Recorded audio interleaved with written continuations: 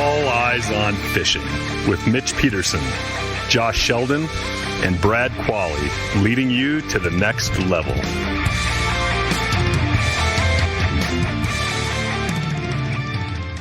Everybody, welcome back to All Eyes on Fishing. We got a different type of podcast tonight. Something we've been talking about. Others that are out there in the field, right? Because we get a lot of our information reading articles, listening to other YouTube channels, and just different stuff, right? Because guys listen to us, we listen to others. We just like fishing. You know what I mean? Just like probably everybody out there, right? Yeah, right. The more, the better. Yeah. Lots of opinions. Lots of opinions. So this is a blind reaction because we heard this. Randy, what's his name? Okay, so this is Intuitive Angling with Randy, and Randy, forgive me if I mispronounce your last name, Blaukat, Blaukat. He's on YouTube. He's got a ton of subscribers. He's a bass guy.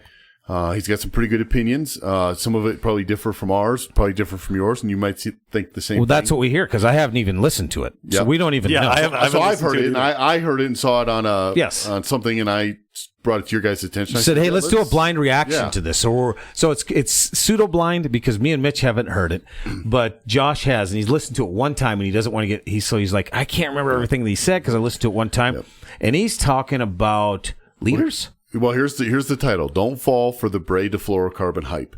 So he does not think you need to tie your braid to a fluorocarbon leader. And this is in the bass world, or in general, any world. Okay, well, I don't want to spoil it because I don't want you to tell. But he's a bass fisherman, and he's a bass guy, and he fishes big tournaments and stuff like that, according to what he says in the video. And he just gives his opinion on why he just doesn't think it's necessary. So I think why we're going to do this is going to be a little different, like I said. And email us at alliesonfishing@gmail.com if you like this kind of format, because it was just something that Josh brought to us. We're like, yeah, we'll do a blind reaction. I don't care, because anytime I'm listening to other podcasts or reading articles, I'm always like, that's a good idea. I'm like, that's BS, So we always have our own opinion just through our own experiences. Mm-hmm. So what we're going to do, and I think this is how you want to do it, Josh, is you're going to play a snippet from him. Like minute or two. We'll just play it when we hear something. So we're going to let you guys hear it, and when we come across something, if one of you guys want to talk about it, we'll just chime up and say, okay, we'll just say, hey, stop it right here, and then we'll talk about what he's saying. So with that, Randy, where's he from? Blaukat. I don't know. It doesn't name of his channel. And Randy, thanks for Angling on YouTube. Randy, thanks for doing this YouTube video to give this for us. But this really is not a slam on him or his opinions or anything. I don't know what the guy's going to say. No, Randy. But this is just kind of bringing the podcast to what everybody probably reacts to in their own head when they're watching stuff on YouTube and listen to jokers talk about fishing. Before we start, normally we have a next level. We won't take this to the next level because we've already done that. Yeah. I mean, we've never done this, so we don't know if we can do this for an hour with this. But in the spirit of the next level, we'll always have a beer too, maybe, right? So if you listen to us on the next level, and if you haven't, check it out. Excuse me, at aeof.supercast.tech, where we go over a whole bunch of just different topics, way more in depth. But with that, we always do this. Yeah. So because we're not going to take this next level, usually I get to get on that too, but I jump the gun. Yeah. Just I hand him his beer just the premature. Before we start, he's like, he goes, man, I just opened it. So I got this. So anyway, without further ado, let's get into this. Randy, you're up. Okay, let's get into this, guys. This is something that's been fairly recent. It's something that's really sort of came into its own over the past 10 years or so, where specifically not just spinning. I mean, people do it on bait casters a lot too, but primarily going with a braided line, main line, attached to a fluorocarbon or monofilament leader. Mm-hmm. It's sort of like it's been ingrained in the thought of a lot of bass anglers, especially the people just starting out, thinking that's just what they have to do because they see the pros doing it out there. Guys, I'm here to offer a counter to that because I do not agree that it's necessary whatsoever. Is that where we're stopped right there? Well, we're going to stop right there for just a second and kind of talk about, let's get our three opinions real quick. Do you do it? So he's saying, yeah, I do it. Okay. Do you? I just say whether or not we do it. Well, so I do it 90% of the time. Yeah. Yep. Yeah. Me too. I do it not necessarily because I think the fish can see the line, but abrasion resistant, florals much more abrasion resistant. Then braid? Yeah, it's pretty good. And Depends on what braid you're using and what pound and all that. But yeah, it's. I don't do it for that. I do it. Water clarity for me. That's what it is. Yeah, and I do it more for some of the other properties. I mean, you have a little bit of different fall rate and things like that, but I'm more baits, stuff like that. I'm more because of the refraction rate of a floral. But anyway, Let's go. So we got our first opinion. We have no idea where he's going with it. So go ahead. Maybe. Technical difficulties. First of all, one of my beliefs in bass fishing is that sort of one of my base foundational beliefs in fishing that I found to be true is that number one, you have to get the fish to bite before you worry about getting the fish in. If you don't get the fish to bite, you're never going to get it in. So given that particular set of realities, my number one focus and anyone's number one main focus should be getting the fish to hit, getting that fish to actually bite your lure. And then you can worry about what happens after it bites your lure. Right off the bat, and there's nobody that can disagree with this, using braid to fluorocarbon setup is not going to get you any more bites. Not a zero. You're not going to get any benefit from Bullshit. Shit. This is a family show. Yeah. Well, and I mean, that's a baby word. That's not. It's not like I said that's stupid. No, I said bullshit because right when he said zero, when he talks about it, you got to get the fish to bite. Yes, 100%. Right. But you also have to be able to present that bait for them to bite, right? And if you're fishing like you're up in the Great Lakes or some of the Pueblo East Side, gin clear. Right. Mm-hmm. And you have the ability to have, let's say, a 5-foot fluorocarbon lead that's attached to your crankbait. Now, we're just talking crankbaits because he's talking hard baits, it sounds like, that we're casting. If you are trying to be stealth, right, and have that fluorocarbon has a refraction rate like water, so it's almost invisible. So you, to get that bite, which he's agreeing that's the first thing.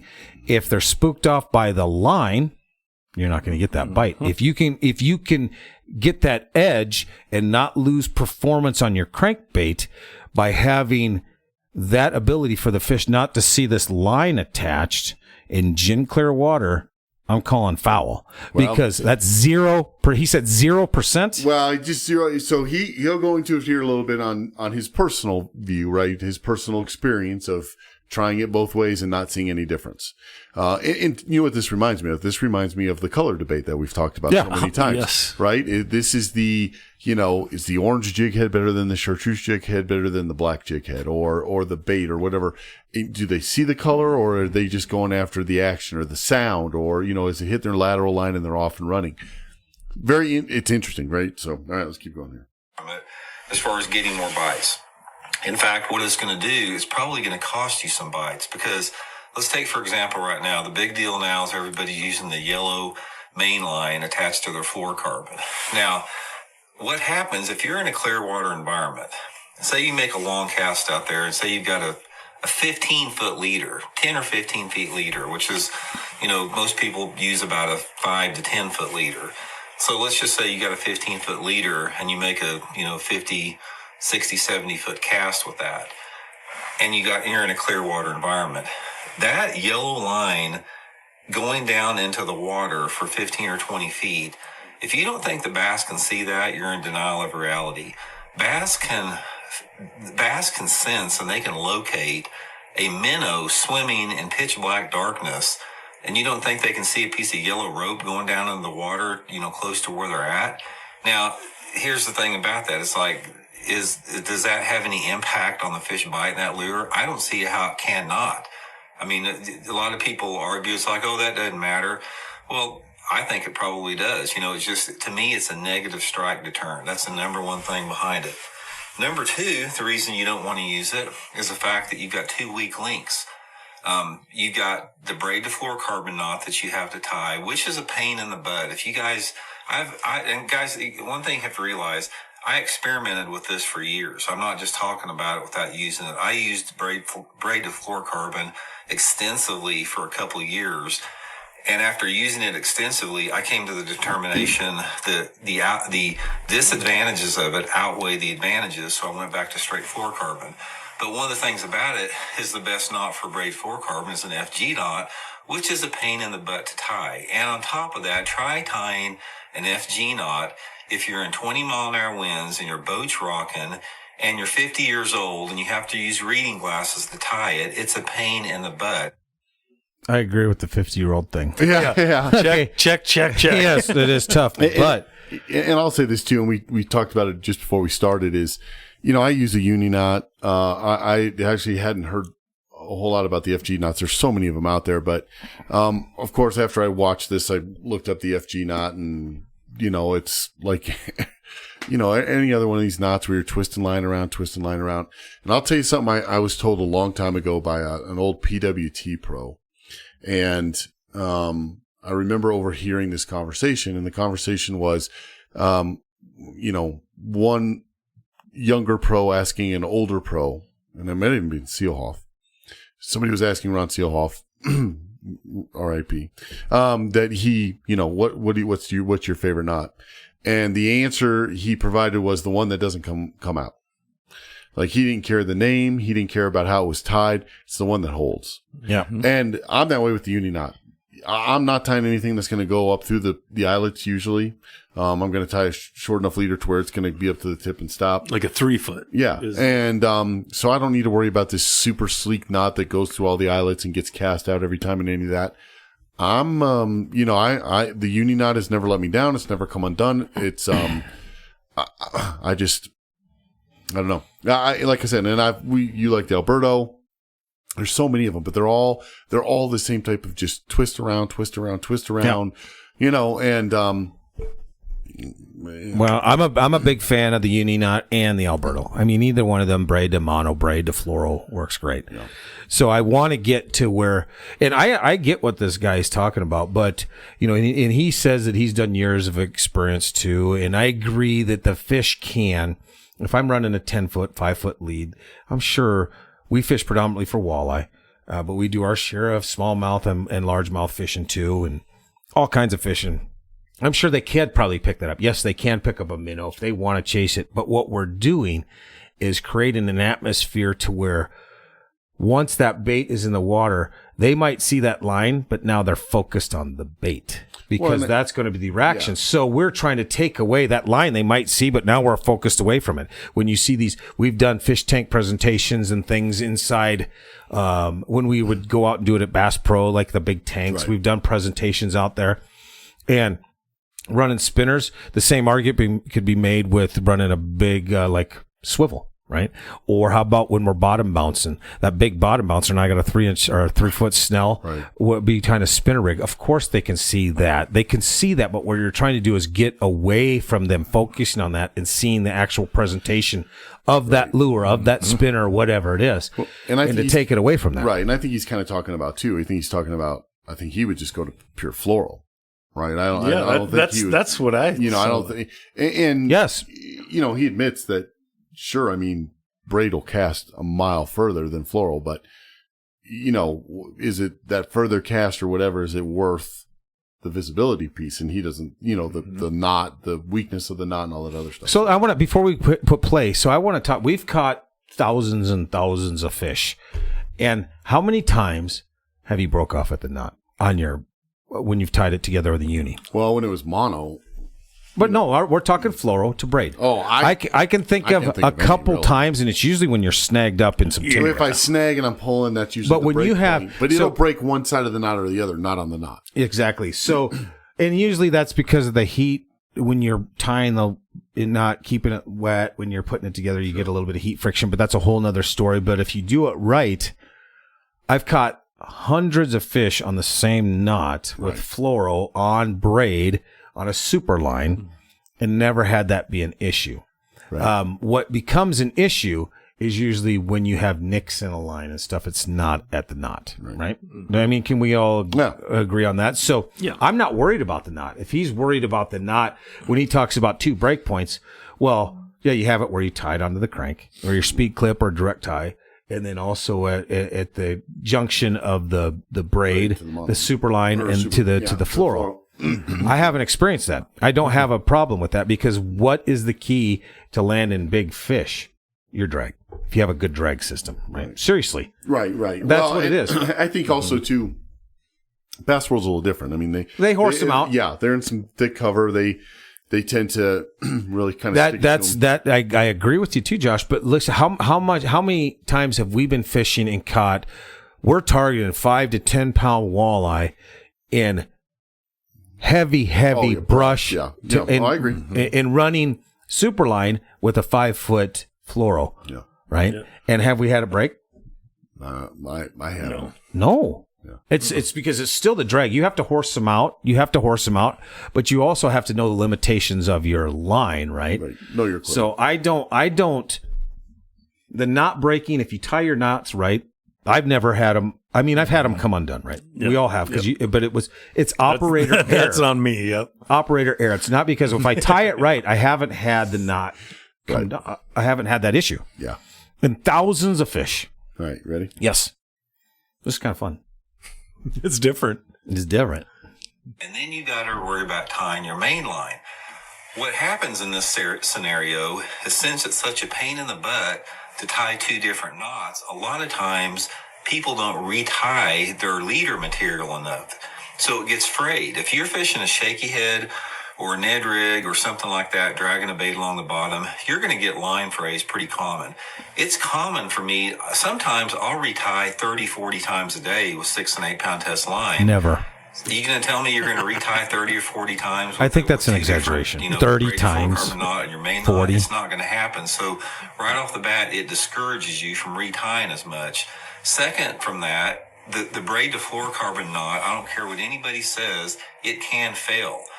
4 years ago, I would have won the U.S. Open at Lake Mead had my partner's braid to fluorocarbon knot not failed twice in one day. He was an excellent angler. He knew how to tie knots very well, knew how to tie the FG knot. He broke off 2 big fish at the braid to fluorocarbon knot, cost me winning the U.S. Open that year. So it does happen with that. So from that standpoint, it's just inefficient as far as terms of retying. The other thing about... Oh, looks like it went into commercial. Yeah, commercial. We'll get past that. But it's funny because that's what we just talked about. I mean, we fish how much 2-3 foot of water in brush, in milfoil, and everything.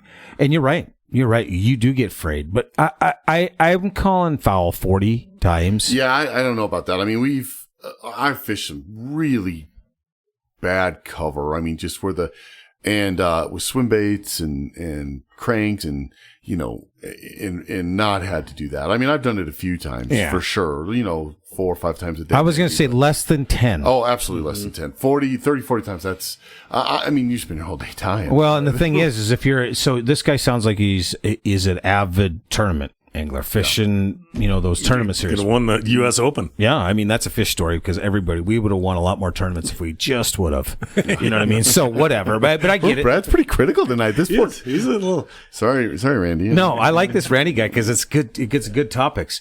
But now I lost my train of thought. You ready? No, we got a few more. I had something. Well, I can't remember. Think about it while we're going. All right, go. I think it makes you too sensitive. It creates too much sensitivity.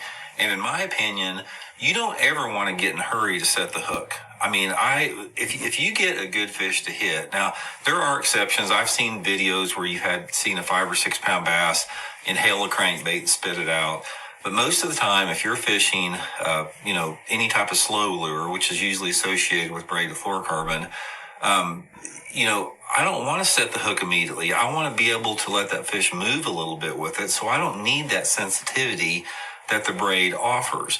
Another thing with it is I want some stretch in my line. If you go to braid to fluorocarbon, you've reduced your stretch by 50% over just using straight fluorocarbon line.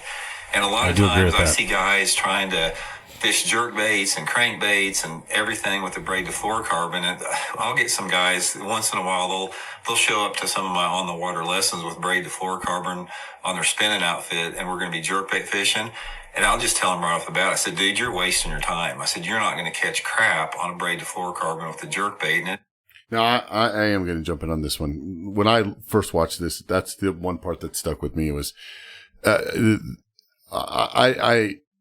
not quite sure exactly where he comes up with that, but I can tell you right now, I've caught a lot of fish on jerkbaits with braided fluorocarbon. A lot. I mean, that's actually how I prefer it. And, lots of big walleyes, lots of big smallmouth, largemouth. The braid to fluorocarbon is a very, effective way to fish jerkbaits. So, I have not noticed, especially with the jerkbait, those fish just destroy it. Yeah. They just destroy it. I have not noticed having braid and it being sensitive and less stretch had any effect on me losing fish. I do agree with him that having that fluorocarbon leader, or if he's just going to run straight fluoro, you're going to have a little more stretch. Oh, absolutely. Yeah. I do like the sensitivity, and the way I overcome that, and it's just through angling enough that when we're just casting mostly braid with a fluorocarbon leader, that we run a lot of casting. We run a lot of fast tips. I was just going to say, your fishing rod can kind of help some of this. I think so. That's just it. The stiffer bass rods maybe do jerk baits out, pull baits out of mouths and stuff. But so when you're running a fast tip, so even if we're just going straight braid or braid with a small leader, so you're not getting much stretch. When you're that as the angler, when you're doing your hook set, it's not like swinging it to the fences. No. You do a good hook set, but you're not killing it. That's where you end up jerking it out of their mouth, is when you overset the hook. Oh, yeah. Well, a lot of times they set the hook on themselves on jerkbaits, man. They just destroy it. I mean, your reaction is to do that set, but the fight's on by the time you're swooping up that set. Yeah. The days of lowering your rod tip and swinging it back to 12 o'clock as hard as you can. That's with the lines that we have. That's old mono days. Yeah, right? the camera boats aren't always around you. Yeah. You don't need to do that. Right. You do not need to do that for your hook sets. So we only have a short. If you do, you're going to lose most of the fish you catch on it. So we'll usually take it off and put straight fluorocarbon onto the boat with him. So it's going to cause you to set the hook too quick with that. So from that standpoint, guys, don't get sucked into thinking you need to use braided fluorocarbon, because you don't. And then there's guys going to say, Randy, you're full of crap, because look at all those Elite Series guys that such and such, he caught 100 pounds of smallmouth at the St. Lawrence River using braided fluorocarbon.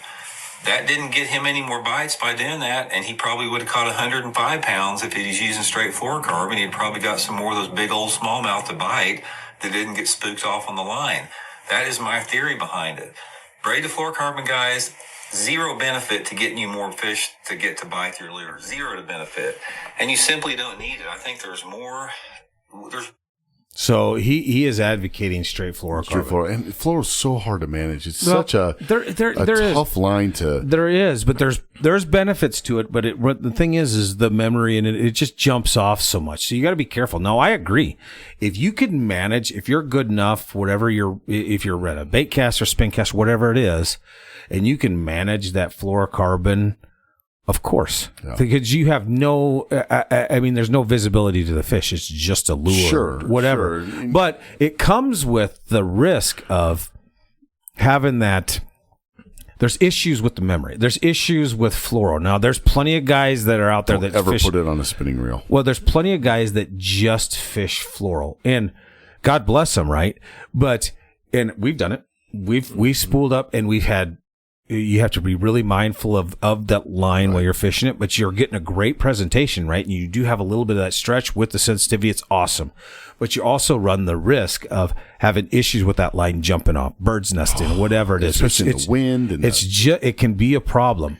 Not saying you can't do it. And it's just one of those things. When you get a little more advanced, you can do that. When you practice it, it's just like anything when you get good at it. Yes. So I'm an advocate. If you can manage fluorocarbon, straight fluorocarbon, do it. Mm-hmm. But it's a lot easier for the average fisherman to run, to me personally, to run that braid to get the sensitivity, to not get that backlash, not get the bird's nest, and then to run a longer snell. Even if it's, okay, let's say this, even if you want to run a 50-foot snell, right? Of all fluoro. Most of your casts are about 70, 75. So you're barely having any of that line, but you're not getting the problems that could be associated with extra fluoro.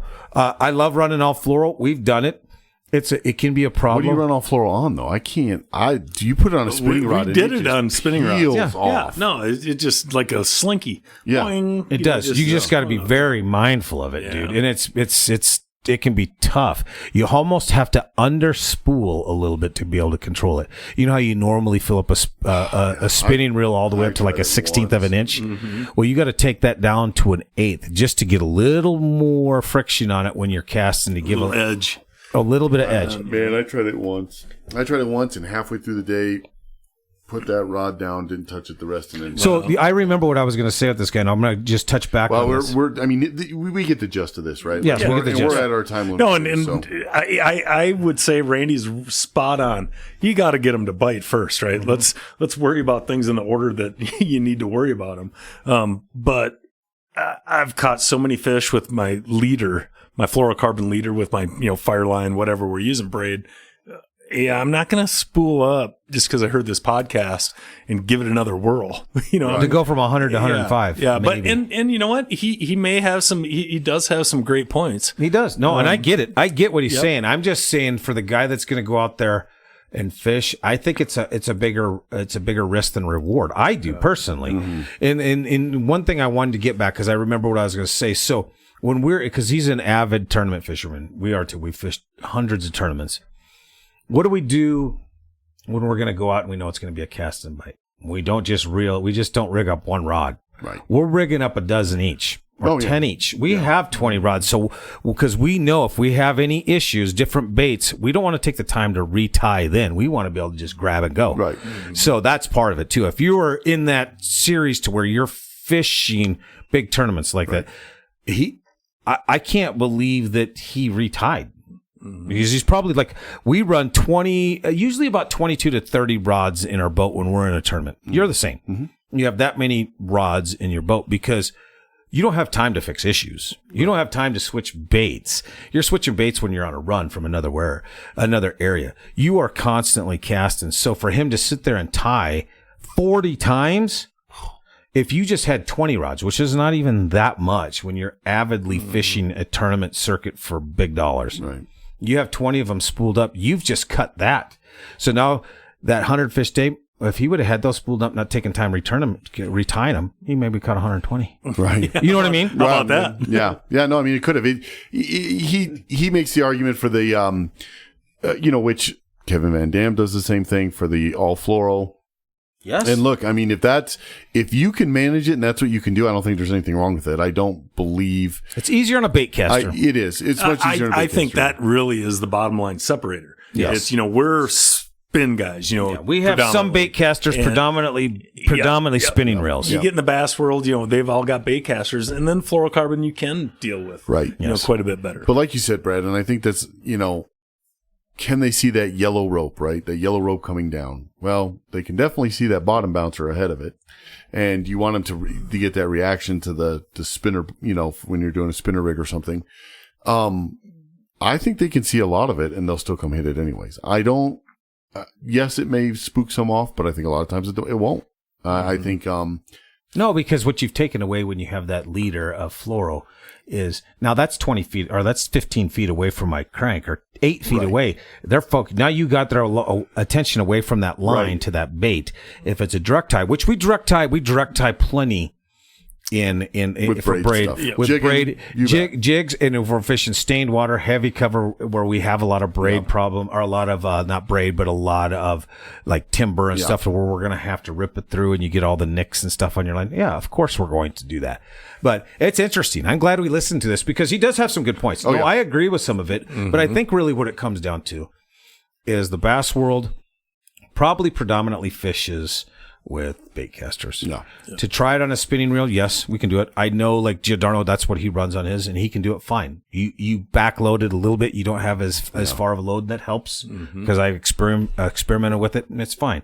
But it comes down to personal preference. I don't want guys to listen to this and just think that, no, I have to just run straight fluoro, because if you're doing that on a spinning reel, you're going to have you could have issues. You can get through it, right? You just need to practice with it. I'd just rather tie that nice little knot and put on a leader. Well, I picture fishing kind of like one of those Chinese calculator things. I don't know what they're called. Abacus? But, an abacus. Yes, thank you.